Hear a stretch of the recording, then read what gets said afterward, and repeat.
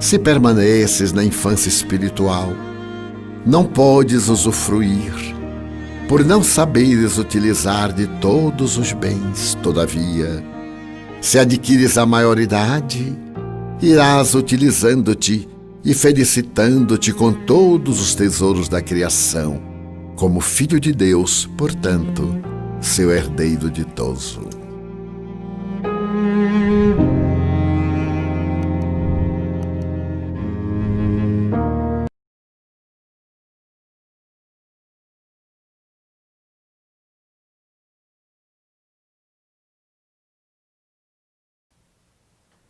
Boa noite a todos. Hoje, quinta-feira, mais um dia do nosso Conversando sobre Espiritismo, diretamente do estúdio da Mansão do Caminho. Desta feita, com Divaldo Franco e o nosso convidado especial, Geraldo Campetti. Para a abertura dos nossos trabalhos, convidamos agora a nossa confreira irmã Solange Seixas para proferir a prece de abertura. Senhor e Mestre Jesus, nosso divino pastor, as tuas energias balsamizam os corações aflitos e atormentados. Vem, Senhor, reflorir os caminhos da humanidade, tão carente e tão necessitada neste momento, do influxo da tua misericórdia, para que possam assim prosseguir, vencendo os desafios existenciais, para chegarem ao porto da libertação contigo, hoje, agora e por todo sempre, que assim seja. Queridas irmãs, queridos irmãos, caras amigas e amigos que nos acompanham pela Web TV Mansão do Caminho e outras entidades virtuais, formulamos votos de muita paz. Temos uma notícia muito agradável a apresentar. Desde há 36 anos que nos meses de maio e junho realizávamos uma viagem doutrinária a diversos países europeus. Começamos com 4 países e nos últimos tempos chegamos a ter 28 cidades de 14 países. E recebíamos também a visita de amigos que nos vinham acompanhar de diferentes nacionalidades. Neste ano, em face das circunstâncias que todos estamos vivendo, postergamos essa viagem para a próxima oportunidade. Os amigos europeus, acostumados, sugeriram-nos que realizássemos o nosso trabalho através da comunicação virtual.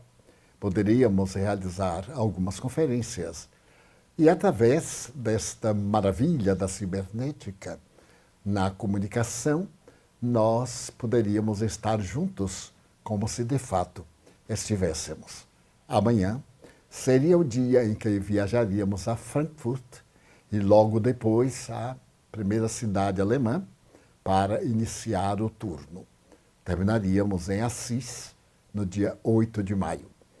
Então nós pedimos à nossa querida irmã Euda Kummer, de Mannheim, na Alemanha, para que, com os nossos amigos queridos, fosse formulado um roteiro de natureza virtual. E amanhã estaremos iniciando o nosso roteiro, principalmente para 3 países de fala francesa, para a França, Bélgica e Luxemburgo. Então, daqui falaremos em português. A Sophie, francesa, espírita, fará a tradução simultânea. Os ouvintes terão 2 canais. Me ouvirão diretamente em português, ou ouvirão diretamente a tradução da Sophie.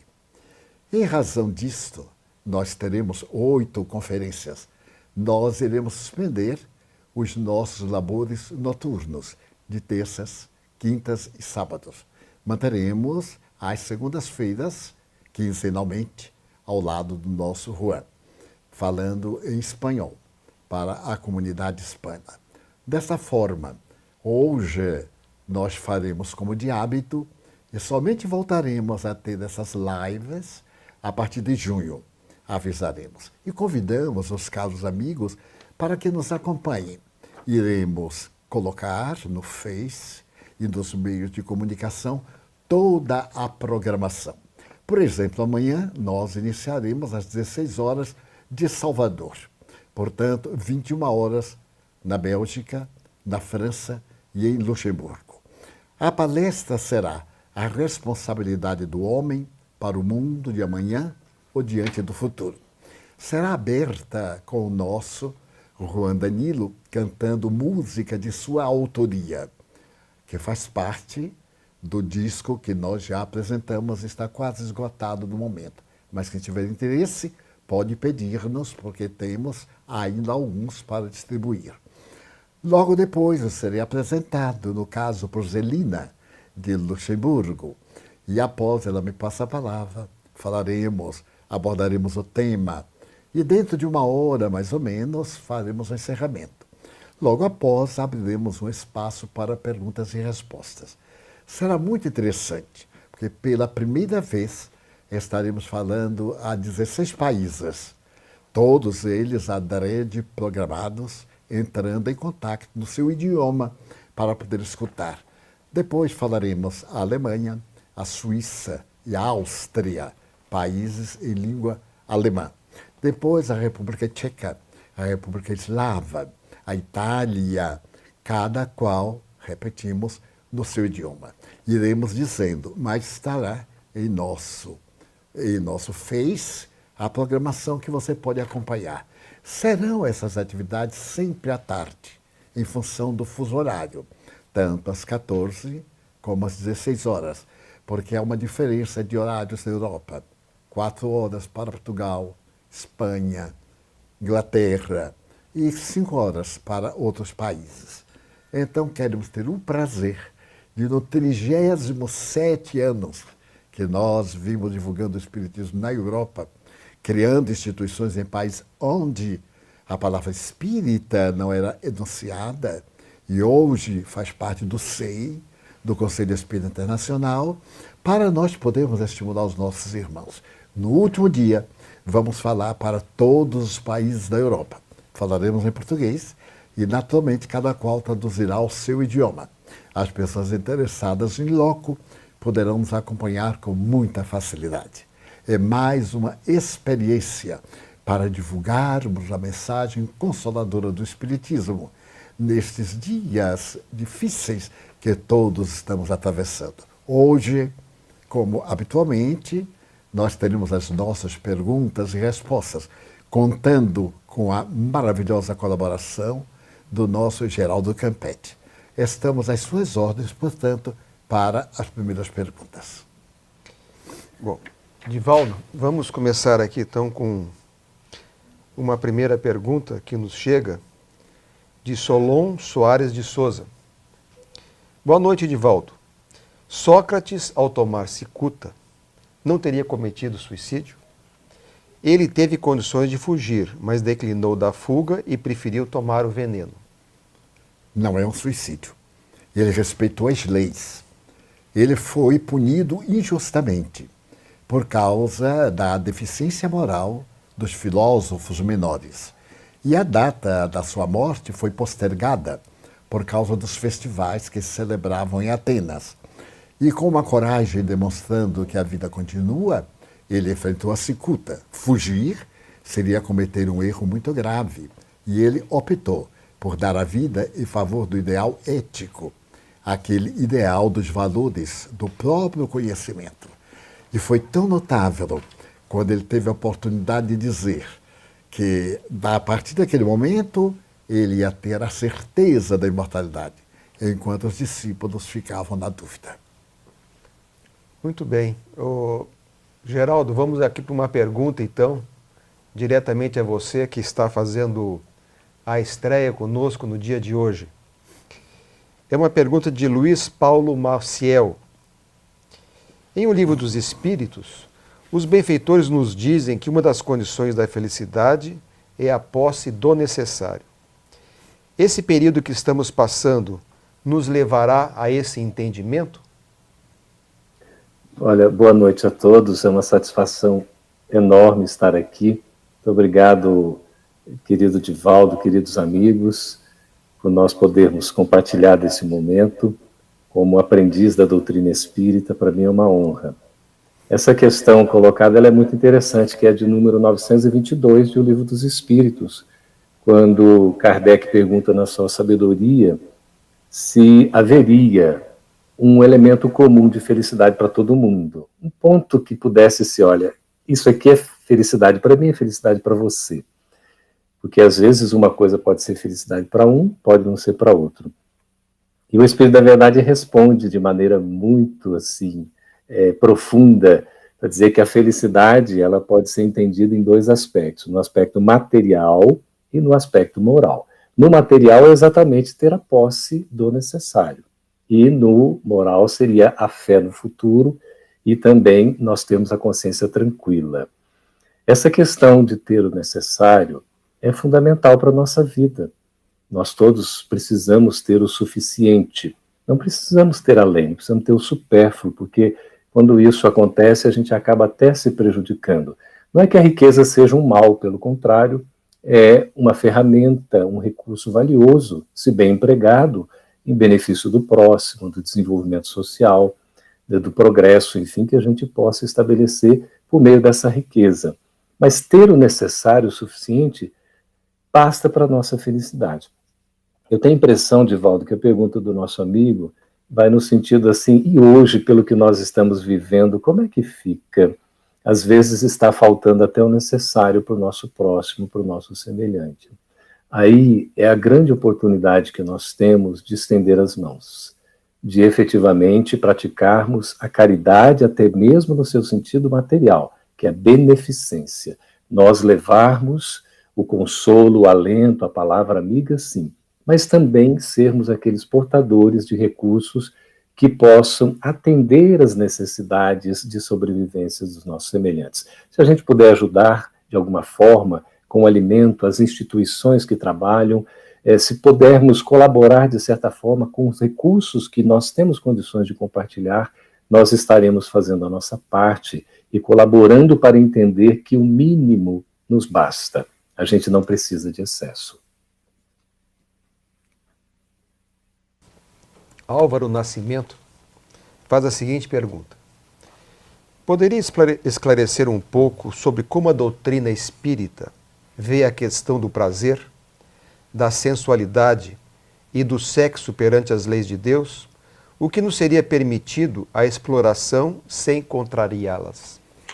O sexo é um setor nobre da organização somática da criatura humana. Os espíritos em si mesmo são assexuados. Questão número 200 do Livro dos Espíritos. Nesse caso, a necessidade do sexo é para proporcionar a reprodução. E as leis divinas são tão sábias que, para que viesse a produção, a repetição da espécie acontecer, deu ao ato sexual o prazer. Da mesma forma que, para manter o corpo, nós temos o prazer alimentar. Também temos o prazer ético, espiritual. São prazeres, são emoções de alegria. No entanto, muitas vezes a nossa mente se perverte e, ao invés de cumprirmos os deveres e experimentarmos o bem-estar, que é um prazer, nós queremos viver na sensação, que é um prazer mórbido da sensualidade. E, nesse caso, cometemos arbitrariedades. Daí as leis divinas não nos proíbem que façamos o que nos aprouver, mas nós assumimos a responsabilidade pelas consequências. Por isso que é fantástica a visão espírita. Nada é proibido. Tudo me é lícito, diz o apóstolo Paulo, mas nem tudo eu devo fazer.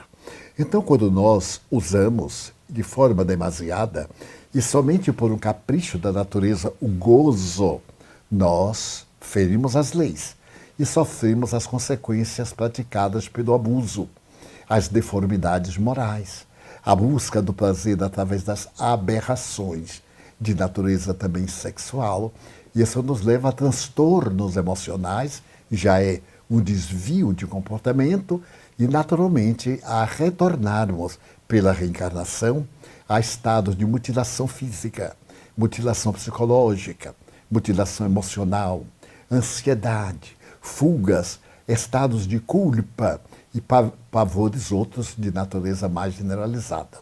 Daí o sexo, como departamento sublime da evolução, proporcionador da vida, deve ser exercido com a mesma dignidade com que nos alimentamos, com que respiramos, respeitando a organização somática, através do qual operamos a reprodução da vida. Muito bem. Geraldo, Guido Teixeira Júnior faz a seguinte pergunta. O Espiritismo tem alguma explicação sobre o sofrimento imposto pela pandemia do Covid? Pergunta interessante, né? A gente aprende pelas leis divinas e como um dos princípios fundamentais da doutrina espírita, a chamada lei de causa e efeito, que nada acontece por um acaso. Tudo tem uma razão de ser. E eu vou passar um spoiler aqui, com autorização do nosso querido Divaldo, que amanhã a Federação Espírita Brasileira, no seu portal, estará publicando uma mensagem belíssima da benfeitora, a educadora Amélia Rodrigues, sobre a mãezinha inesquecível. E é uma trajetória muito interessante a narrativa nessa mensagem, porque vai falar assim de uma filha que está aflita diante das pestes, diante das dores, diante das tormentas, e que precisa de um abrigo de mãe para ser consolada, para ser protegida. E ela vai crescendo, depois também se torna mãe. Aí eu não vou contar o final da mensagem, que é belíssima, que a gente precisa ler em todos os seus detalhes. Vai estar publicada a partir de amanhã. Mas é muito interessante, porque o sofrimento que nos chega é decorrente de uma necessidade que nós temos no nosso processo evolutivo. Leon Denis vai dizer que nós atravessamos o processo da dor enquanto não alinhamos a nossa vontade aos desígnios superiores de Deus. Então, isso que nós estamos vivendo hoje é um reflexo, uma consequência dos tempos que chegaram e que pedem necessariamente renovação. É preciso renovar, é preciso transformar. Então vem uma pandemia, que é aquele momento, como a gente aprende em A Gênese, no seu capítulo 18, quando fala dos sinais dos tempos, e na nova geração, uma geração nova, que nós estamos nessa época de transição. Esse momento de transição, às vezes, é uma coisa mais rápida, mais abrupta, para que a gente possa sentir. Eu entendo que esse momento é um convite para a nossa reflexão, para o nosso recolhimento, para o nosso silêncio interior, por uma busca de autoconhecimento. E aí a gente sofre porque nós ainda buscamos algo que está fora de nós. A gente tem uma dificuldade enorme para voltarmos para nós mesmos. E o que a gente está vivendo é esse momento crucial de provação coletiva mundial, em que vários de nós estamos submetidos à expiação libertadora, para que a gente possa encontrar a própria felicidade no progresso espiritual. Então, esse momento é um momento especial, é um momento que merece ser muito bem aproveitado, e é um convite, como a mentora Joana de Ângeles, assinando o Espírito Amigo, lá no Evangelho segundo o Espiritismo, nos fala, no capítulo que é o de número 9, bem-aventurados os mansos, porque herdarão a terra, ela vai dizer da necessidade da paciência. É preciso ter paciência, saber esperar, esperançar para construir um futuro melhor. Vai ser com dor, vai ser dorido, vai ser difícil, mas nós vamos vencer esta batalha para o nosso próprio bem e para o bem da humanidade. Geraldo, no começo da sua exposição, você falou da benfeitora Amélia Rodrigues sobre educação. Então, uma pergunta para o Divaldo agora sobre educação. A educação espiritual tem o mesmo nível de importância da educação familiar, formal e informal? Pergunta de Áureo Júnior. Naturalmente que o valor da educação espiritual é superior, porque realizando o indivíduo a educação espiritual, que é de natureza moral, ele se torna hábil para receber toda e qualquer forma de contribuição para o seu melhoramento. No entanto, para que ele alcance a educação espiritual, mister se faz que ele aprenda através da educação doméstica, a educação no lar, em que os instintos são transformados em emoções, em que as más inclinações são transformadas em tendências para o bem. Então, no convívio da família, a pedra bruta da evolução é lapidada, para que o diamante que se encontra no íntimo do aprendiz possa fulgir como uma estrela na educação de natureza espiritual. E somente conseguiremos isto por meio da educação moral. Allan Kardec aborda com muita propriedade quando fala a respeito dos idosos, dos deveres que os jovens têm para com os pais. É a pergunta 586A. É necessário que a educação, não a educação formal que se adquire pelos livros, mas aquela educação moral, aquela que tem a ver com as nossas necessidades íntimas. Então, sintetizemos, toda e qualquer linha educacional vai desaguar nos fatores morais que preparam o indivíduo para a sua espiritualidade. Eis porque é necessário que todos nós, especialmente os espíritas cristãos, cuidemos da autoiluminação.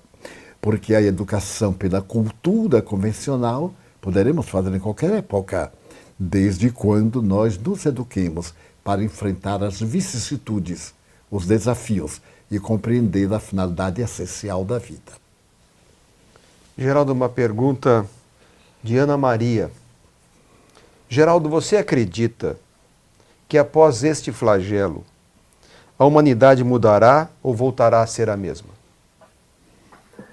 Olha, nós queremos acreditar que vai mudar, que a humanidade não vai ser a mesma. Alguns que são materialistas, pessimistas, dizem que isso tudo que está por fora não mexe conosco se nós não nos ativarmos intimamente. E eles não deixam de estar certos, porque há necessidade dessa mudança interior. Porque o que está acontecendo é um convite, convocação, porque a gente não tem muita escolha nesse instante. A gente vai percebendo que parece que aquela liberdade maior que a gente tinha, nós não estamos tendo. Nós estamos sendo convocados a uma espécie de reclusão, de um isolamento, de um distanciamento, e se a gente souber bem aproveitar isso, nós vamos ver como uma espécie de recolhimento espiritual, não é? Então, a gente vai atravessando esse processo com dores, com enfrentamentos, porque a gente olha para dentro de nós mesmos, precisa ver os valores que nós estamos cultivando.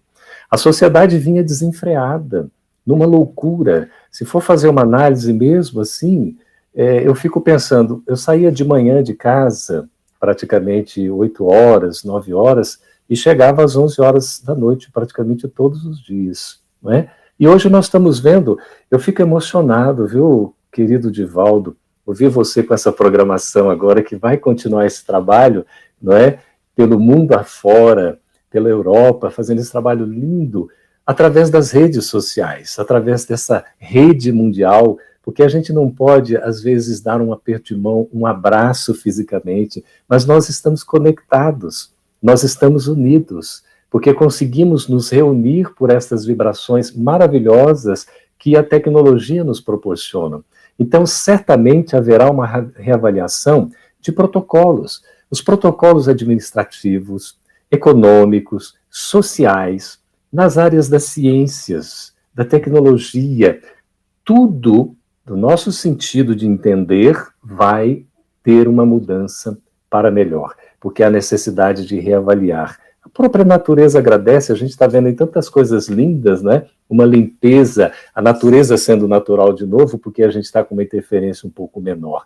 É preciso que a gente se eduque, né? Que a palavra-chave, essa autoeducação. Então, tomara sim, queremos acreditar que não será como antes, porque aquela normalidade que se tinha, quando há, por exemplo, desvio, quando há insanidade, quando há a maledicência, não é o caminho normal. O caminho normal é o do bem, é o do amor, é da prática da caridade. Eu acho que nós todos estamos sendo convocados agora para refletir sobre isso, para realmente viver esse processo. Divaldo, uma pergunta de Sinara Feliciano. Boa noite. Gostaria de saber sobre a visão espírita a respeito da morte de neonatos e a dificuldade em engravidar. Disse o nosso Geraldo há pouco a respeito de uma das leis do universo, que é base do conhecimento espírita para explicar as ocorrências. É a lei de causa e de efeito. Essa problemática da desencarnação dos neonatos, a dificuldade para nova gestação, oferecendo ao corpo determinados impedimentos para a fecundidade, tem causa em existência anterior. Não poderemos dizer que a causa é X ou Y, mas da mesma maneira que hoje nós, na grande maioria, nos entregamos aos prazeres do sexo, sem qualquer responsabilidade, no ontem, talvez tenhamos agido de maneira menos digna e contraído débitos que podem ser resgatados. Não estamos na Terra para ser punidos, mas para podermos aprender a dar àquilo que foi desorganizado por nós a mesma legitimidade que nós encontramos antes. Se, por exemplo, eu cometi arbitrariedades no passado, retorno hoje enfrentando desafios para me reeducar, tendo a oportunidade de me recuperar pelas ações nobres junto àqueles a quem prejudiquei. Então, penso, e a doutrina afirma, que os problemas de hoje tiveram a sua origem no ontem. A pessoa que deseja ser mãe, que deseja ser pai, tem dificuldades orgânicas para poder reproduzir-se. E quando tem essa oportunidade, o neonato experimenta a impossibilidade de concretizar a reencarnação. É uma maneira de aprender a disciplinar-se e submeter-se às leis divinas. Ao invés da preocupação do filho eminentemente biológico, o filho espiritual, a adoção, o carinho, a caridade, para com todos que de algumas formas somos filhos ou pais, irmãos ou amigos, afetos ou adversários que nos reencontramos. Portanto, a causa está no passado, mas a pessoa que está nessa injunção, reabilite-se pelo amor. Procure superar a dificuldade utilizando hoje dos grandes recursos da ciência eugênica e logo depois procure atender por meio das mãos da caridade aquilo que é deficiência e vai encontrar a mesma plenitude de ser pai ou de ser mãe pelo processo da adoção, desse sentimento sublime de socorro àquilo que não é necessariamente do nosso clã nem do nosso corpo. Vamos agora dar o intervalo e retornamos dentro de 3 minutos. É sempre renovada a oportunidade do aprendizado. Hoje, nós estamos tendo uma inovação na Mansão do Caminho.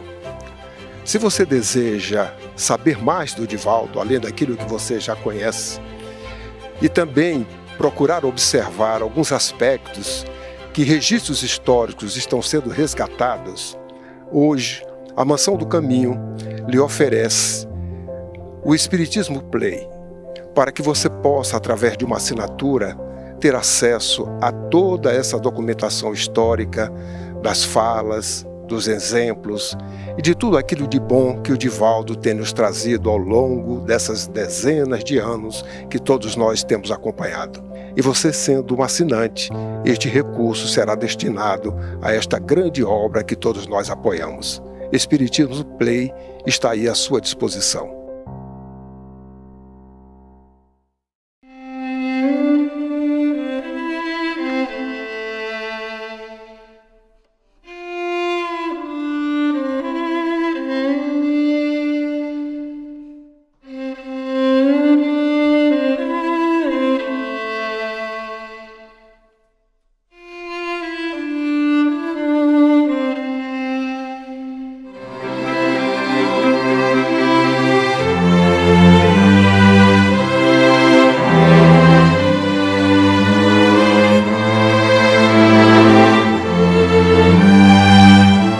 a notícia da esperança nestes tumultuosos dias da humanidade.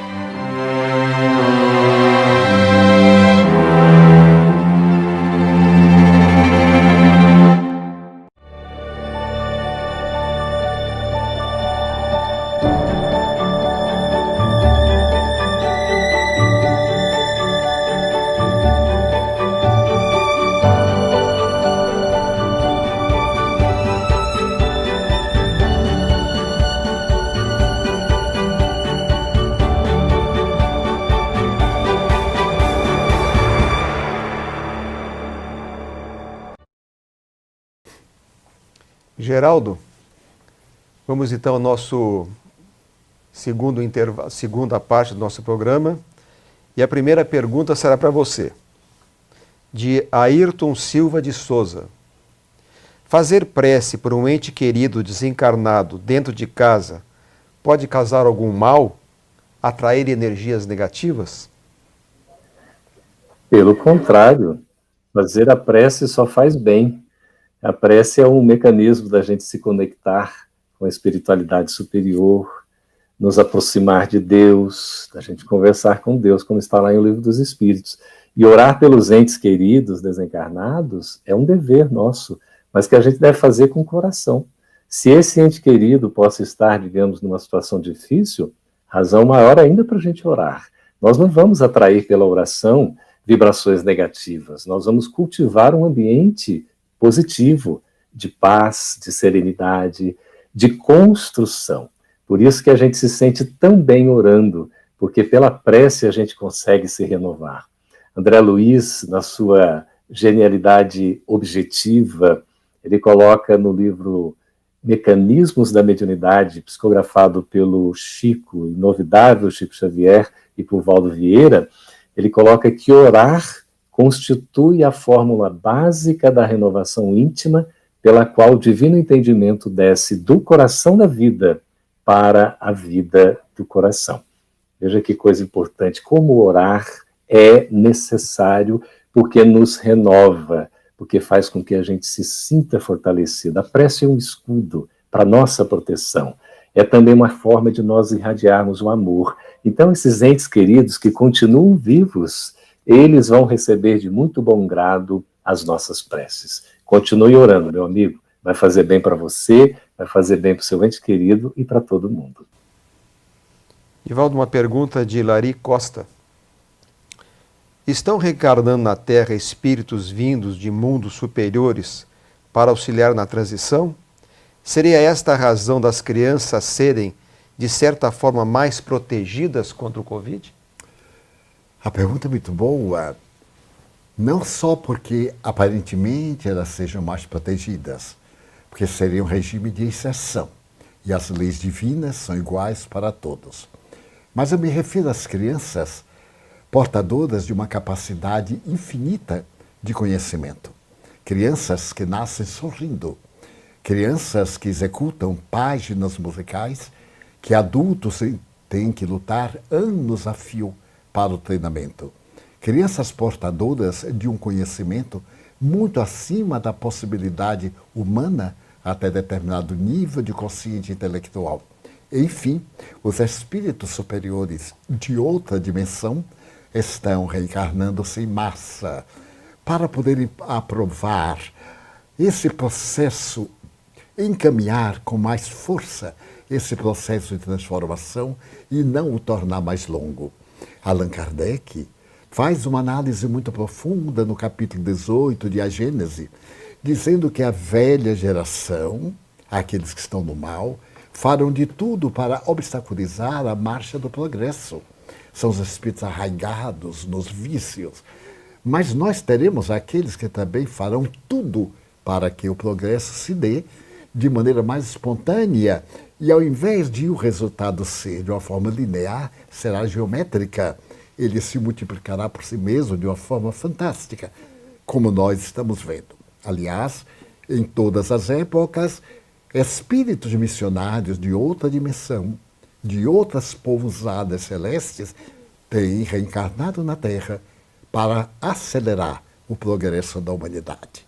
Agora, essas crianças que estão neste momento da grande transição e que trazem uma certa imunização contra este vírus, provavelmente são aqueles espíritos que têm um grande compromisso em a nova era, no mundo melhor, deste mundo que nós enfrentaremos. É provável que Deus me permita acompanhar o amanhecer, porque depois de meia-noite, meia-noite e meia, já é um novo dia. Mas os outros estarão vivendo este mundo de paz, de bênçãos, e eu acompanharei jubiloso do além e virei reencarnar-me em um mundo de paz, porque todos nós anelamos pela paz. Geraldo, uma pergunta da Soraya Rocha. Como podemos ajudar as pessoas que estão afastadas e com depressão?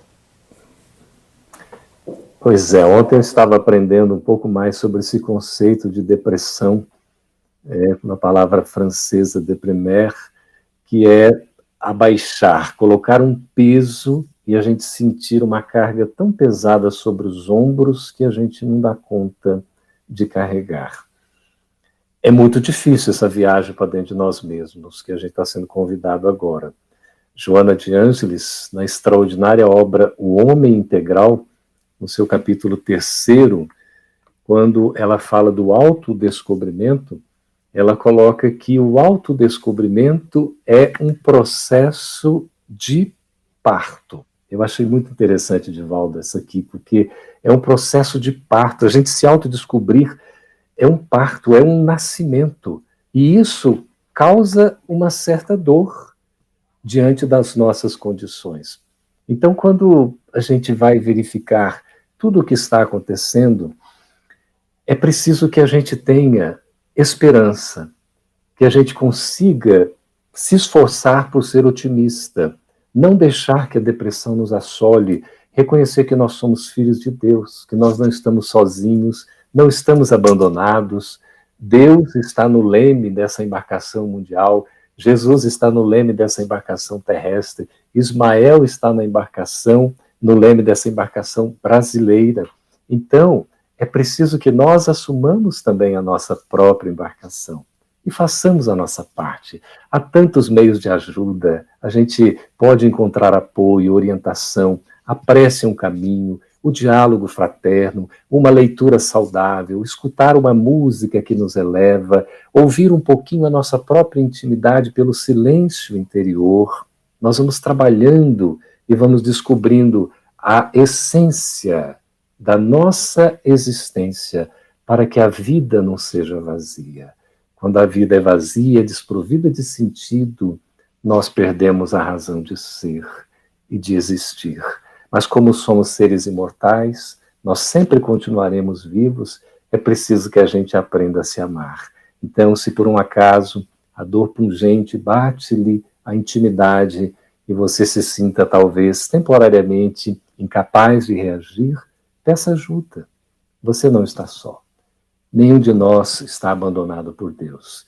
Certamente nós vamos encontrar o apoio. É preciso perseverar, que é ter a nossa vontade constante e jamais desistir. Eu só queria encerrar essa resposta citando a segunda carta de Paulo aos Coríntios, no seu capítulo 4, versículo 8, quando ele fala: em tudo somos atribulados, mas não angustiados.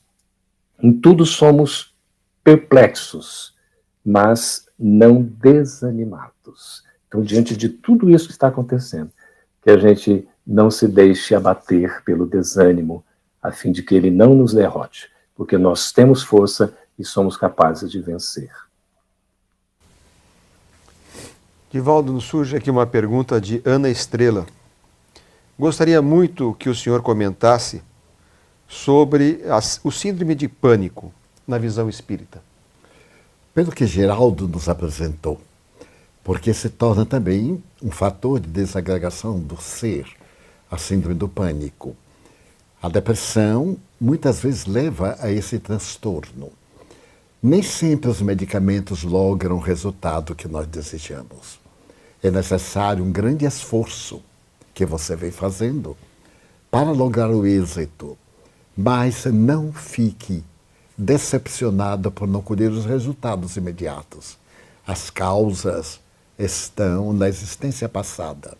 De maneira alguma, permita-se pensar em abandonar o karma momentâneo, a dor e fugir do pânico. Onde quer que vá, ele a acompanhará.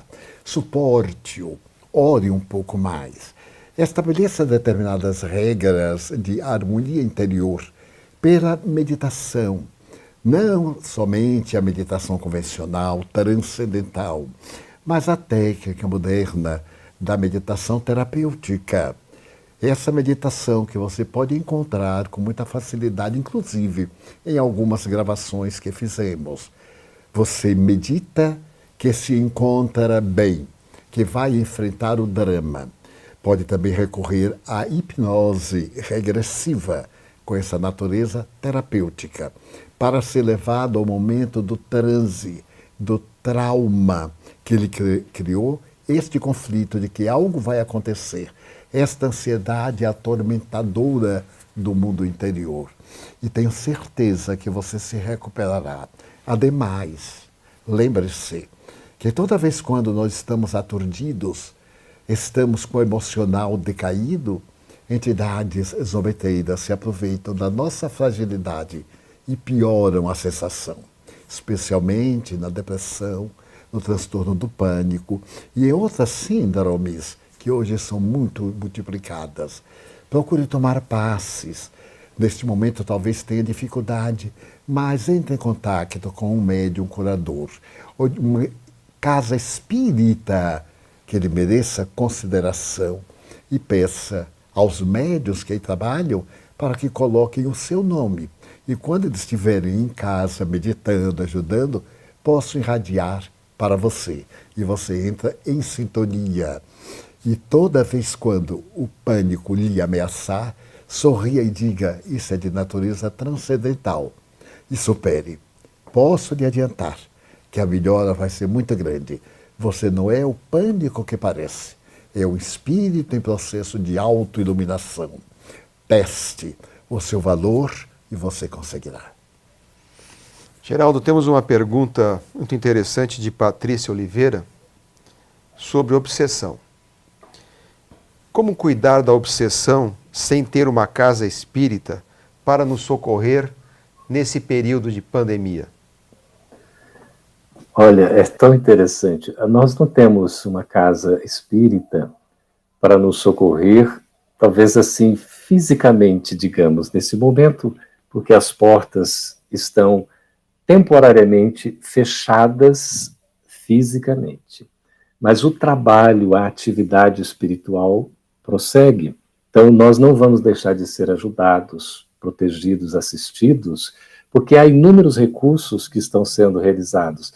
Essa bendita oportunidade que a gente tem de conversar aqui agora, nesse momento, ouvindo essas belezas da voz desse nosso querido irmão benfeitor, né, o Divaldo, aí falando os amigos espirituais por seu intermédio, é uma coisa tão maravilhosa, a gente se sente bem, confortáveis, nós nos sentimos acolhidos. Então a gente tem inúmeras palestras para ouvir, várias lives, conversas, entrevistas para poder acompanhar, mas sem exagero. Nós precisamos ter também um pouquinho de paciência conosco mesmo, porque a obsessão é aquela influência pertinaz de um espírito que ainda queira nos prejudicar. E se essa influência existe, pode ter certeza, ela não é unilateral. Nós não vamos tomar, por exemplo, o obsessor como um verdugo, como sendo aquele que vai nos impor, como se ele fosse exatamente o culpado. Nós temos responsabilidade e a gente precisa compartilhar isso. Agora, como é que a gente faz? Envolva esse amigo ou inimigo que está tentando influenciar para o mal por meio da prece, do pensamento equilibrado. É difícil porque a gente está perturbado também. Como fazer? Vamos buscar ajuda nesse exercício de nos voltarmos para dentro de nós mesmos. A gente procurar um apoio de ter, por exemplo, alguém que nos ouça, para que a gente possa falar, desabafar. Né? Pernambuco, a Federação Espírita Pernambucana, tem um projeto, Divaldo, muito interessante que se chama Escutatória. E até pela internet está acontecendo. Às vezes a pessoa tem uma necessidade, quer conversar com alguém, ela pode entrar naquele canal, conversar.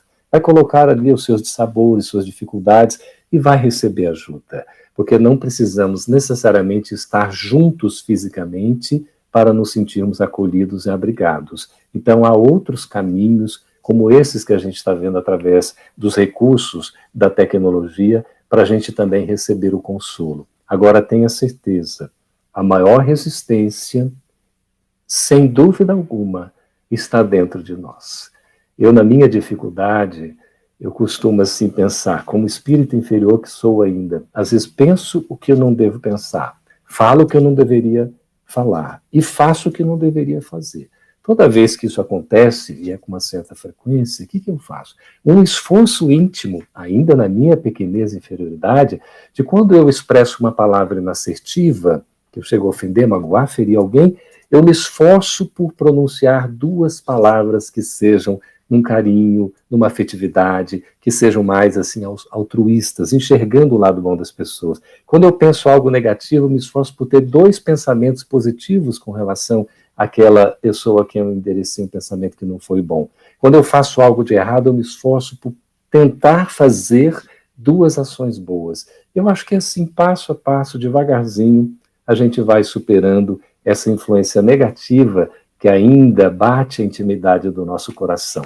Lembremos-nos que a gente tem 2 cachorros dentro de nós, não é? Um é bom e o outro está ainda insistindo no mal, temporariamente. E fica ali brigando um com o outro, isso dentro da nossa intimidade.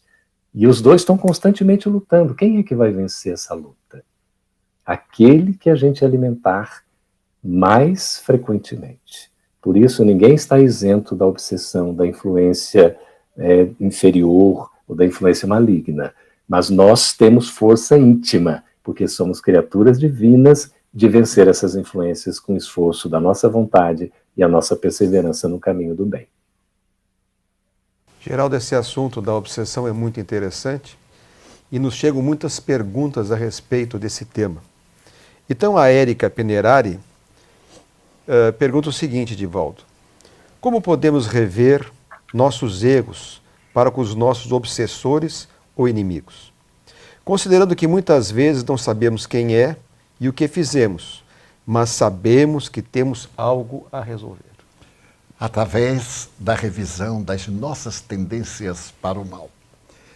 Exatamente corrigir essas tendências, aquelas que são as fragilidades do nosso caráter, as nossas más inclinações.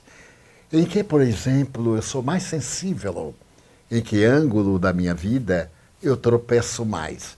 É exatamente aí que está o gatilho de que as entidades se utilizam inimigas para me perturbarem. Então eu revejo a minha situação, procuro renovar-me interiormente. Se eu sou muito sensível a uma censura, a um olhar de reproche, eu tenho que acabar com essa sensibilidade, porque afinal eu não estou na Terra para prestar contas às pessoas, mas para libertar-me das minhas paixões inferiores. Dizem, mas é muito difícil. Difícil é aprender a andar, aprender a falar, aprender qualquer coisa. Mas nós tanto insistimos que por automatismo da técnica do erro e do acerto, nós passamos a fazer o melhor. Então, procuremos ver naquilo que nós somos mais vulneráveis e manteremos a atenção. Nessa atenção que nós manteremos, aqueles que são os adversários terão um campo aberto para poderem nos afligir. O ciúme. Muitos de nós temos um ciúme mórbido. Afligimos-nos com a imaginação dominada por imagens de ciúme. É uma deficiência. E as entidades assulam, fazem tornar isso uma verdadeira tragédia. Aprendamos, ninguém é de ninguém. Eu não pertenço a ninguém, nem a mim. Não me conheço ainda para saber manter as rédeas do meu controle. Então você vai se libertando da imperfeição e vai se libertando do obsessor. Porque ele somente procura o reequilíbrio afligindo porque você é devedor, porque eu tenho débitos, então eu faço bem. Allan Kardec diz com muita beleza no capítulo 23 do Livro dos Médiuns, a oração. a paciência com essas entidades perversas. Quantas vezes eu me sinto assolado por espíritos perturbadores, os chamados espíritos obsessores. Chego a identificar, isso não é da minha personalidade, mas é meu ponto vulnerável. Então eu robusteço meu ponto vulnerável, luto contra a minha má inclinação e vou lhe confessar, muitas vezes consigo, 90% de êxito. Espero chegar a 100, mas ao chegar ao 100 estarei no mundo espiritual e aí eles já não terão como me afligir. Todos nós temos um relacionamento de acordo com a nossa experiência evolutiva. Daí os chamados obsessores são aqueles a quem prejudiquemos. Façamos o bem e teremos benfeitores. Geraldo, na sua última colocação, você fez uma exposição a respeito do esforço que vem desenvolvendo para a sua reforma íntima. Então, Poliana Barbosa fez uma pergunta específica para você. Geraldo, qual o caminho que precisamos seguir para fortalecer ainda mais a nossa alma? O que nós, seres falhos, possamos fazer para entender o que tudo isso quer nos dizer? Acho que a misericórdia divina, por meio desses mecanismos que nos levam a profundas reflexões, num trabalho íntimo de autoconhecimento, de autodescobrimento, e de a gente perceber que ainda temos as nossas tendências negativas, as nossas más inclinações, como o Divaldo falou, e está inserido no capítulo 17 do livro O Evangelho segundo o Espiritismo. Mas isso significa, se nós temos ainda más inclinações, é que nós temos possibilidade de lutar contra elas. Eu queria fazer uma citação a Amélia Rodrigues também, numa mensagem psicografada pelo Divaldo, que está abrindo o livro O Evangelho Redivivo, o primeiro volume desse programa, desse projeto e desse trabalho, agora desenvolvido pela FEB. E ela, a Amélia Rodrigues, essa mensagem psicografada pelo Divaldo em 2019, no ano passado, coloca assim: somos os construtores de um mundo de paz e de confiança. E é indispensável que vivamos essa realidade no período que a antecede. Isso aqui me chamou muita atenção, porque esse período de paz e de confiança, essa terra que vai trazer esse momento numa regeneração, num mundo ditoso, num mundo que seja bem mais evoluído, ainda não chegou. Mas é porque precisa ser alimentado por nós mesmos. Precisa começar dentro de nós. Essa fé que é uma sustentação que a gente faz, a paz que é a arte de nós conseguirmos pacificar, domando-nos nas nossas inferioridades, ainda nos instintos que querem falar alto. E nós temos essa confiança que, acreditando e esperando e fazendo por merecer esse trabalho de renovação. Digo a você, minha amiga, e a todos que nos acompanham, que não é um processo fácil. É extremamente difícil. E eu quero aqui, e eu falo isso do fundo do meu coração, aproveitando o privilégio que a gente tem de estarmos, né, nesse momento, podendo conversar, e eu faço a citação que não é nenhuma referência de elogio, o nosso irmão Divaldo sabe muito bem disso, mas eu me lembro uma vez que eu perguntei para ele como é que ele havia conseguido chegar nesse estágio, já de um equilíbrio, do autoconhecimento.